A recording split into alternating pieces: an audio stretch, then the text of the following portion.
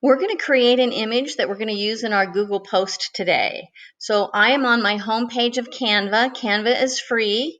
If you want to sign up for an account, if you don't have one already, it's CANVA, canva.com. Create your free account. Everything we're going to do today is available in the free account. So we need a custom design because Google requires, well, it doesn't require, but the best suggested dimension size is 1200 by 900.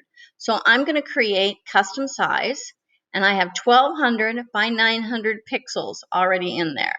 And then I create a new design, and it opens up, and I have a blank canvas on my screen, which you can see. And I'm going to collapse these windows so that you have more visible space here. If I click right on my blank canvas, I get a color box. And if I click on the color box, I have my branded font colors here for West. If I wanted to look for, let's say, blue, it would give me all kinds of different blues that I could choose from if I wanted to search any color. If you know what your hex number is for your branded colors, you could put your hex number there and it will pull your exact match color. Like I have my orange. For today, I'm going to be using my turquoise branded color that I can use for West. And then I'm going to add some text to that. So I click on my text box, and I also have my custom branded font here, because in the paid version, you can upload fonts that you might want to use. So I have my Days font loaded there, which is the branded West font. I'm going to type in here today for our challenge, home values in Encinitas, California have increased by 22.7%, because that's a big deal and we want to talk about that. So let's make this more aesthetically pleasing by centering it out. I'm going to pull my sides in here and move it up just a smidge.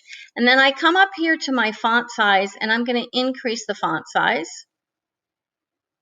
And I'm going to do a little bit of different spacing here. I'm going to do home values in Encinitas, California have increased by 22%. I can actually make that a little bit bigger also just by stretching my corners, and my font automatically gets a little bigger. And as you can see, when I go to move my text box around, I get some guidelines to follow. So I'm going to stay within that purple box. So I also want to change the color. So I come up here to my A with the color bar underneath it, and I choose that. And I want to choose white because a saturated background just looks better with a white font. So that's step one. We've got that done. Now I want to come over to my elements because I want to choose an up arrow. So I'm going to choose up arrow. You can search just by arrow if you want, but I know that the arrow that I want is an up arrow, and it actually was right there. So I'm going to choose it, and you notice it looks white right there, but it's actually black. And I don't really like that. I'm going to scooch it and make it a little bigger. I don't like the black arrow, so I want to change this color from black to my branded orange and really make that pop. So now I have my branded font, my branded colors for West, and I'm ready to download and save this. Now when I go to download, it defaults to PNG. If I wanted to make it a smaller size, a smaller file size, I could change it to JPEG.